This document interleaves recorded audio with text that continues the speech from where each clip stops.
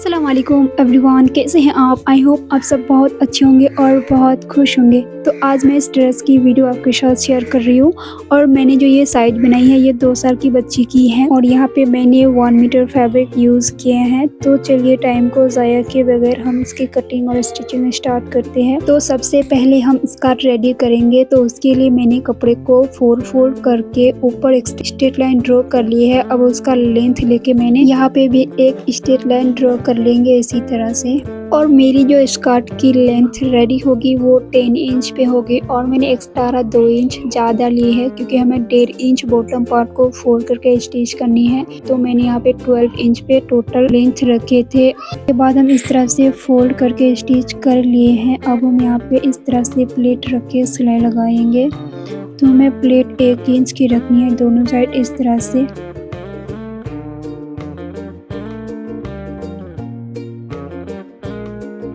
और यदि आप मेरे चैनल में न्यू है तो चैनल को सब्सक्राइब कर लीजिए ताकि मेरी हर वीडियो की नोटिफिकेशन आपको सबसे पहले मिले। मैं इस तरह की वीडियो हर दिन लेके आती हूँ।